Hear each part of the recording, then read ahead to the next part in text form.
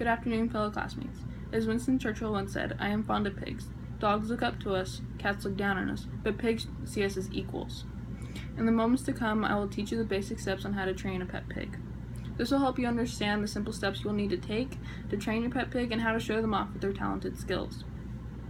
My knowledge not only comes from owning and training my own pet pig, but also from owning a wide variety of animals from snakes to horses. First, I'm going to tell you how it's even possible to train a pet pig. Second, I'm going to talk about the key items you might want to have on hand and how to prepare your pig for training. Finally, I'm going to talk about the steps that you might want to take as a trainer to prepare yourself. Now let's talk about how it's possible to train a pet pig. Many of us see pigs as animals with little to no intelligence. I understand this thought since society sees most of the animals that we eat as having no intelligence, if any at all. However, I am not one of those people.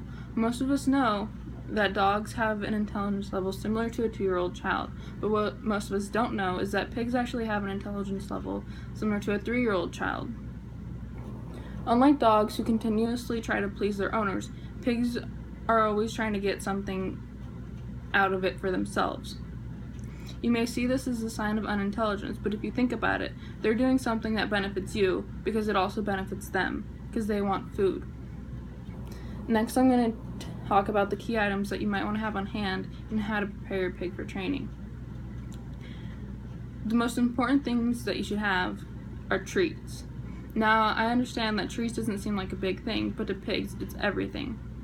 Also, make sure that these treats aren't just random foods around the house like cookies. You want to make sure that it's actually either fruits or vegetables, since you also want to take into consideration their health. Now, although you are giving them fruits or vegetables, you're not going to give them the whole thing. You're actually only going to give them a slice or two.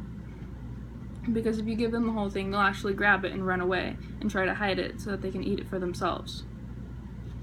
To prepare your pig for training, I also suggest keeping them as the only animals in the room, seeing how when it comes to food, they can become a little protective over who gets the food. Also, make sure that the area that you're in is somewhere with little to no distraction.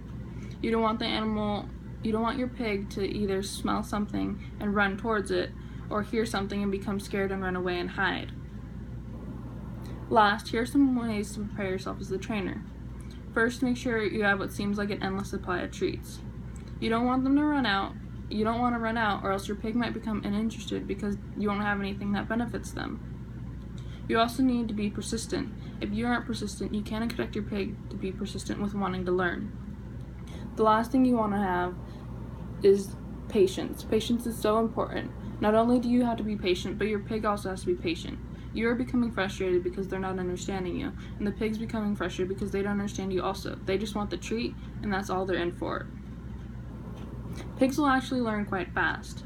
Most of the basic training, like sitting and jumping and a few other basic training, they'll actually learn within their first month of living. This also includes litter box training, which most of you wouldn't expect. So in conclusion, with this speech, what I've taught you so far, what I hope you've learned is how it's possible to even train a pet pig. Second, I hope that you learned some of the key items and how that you might need for your pet pig from training, and also how to prepare your pig for that training.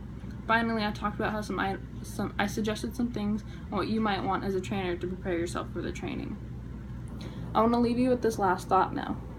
First, if you wouldn't want to be treated like some farm pig, then why would you treat a member of your family like one? And last, money can't buy happiness, but money can buy pigs, and that's somewhat of the same thing.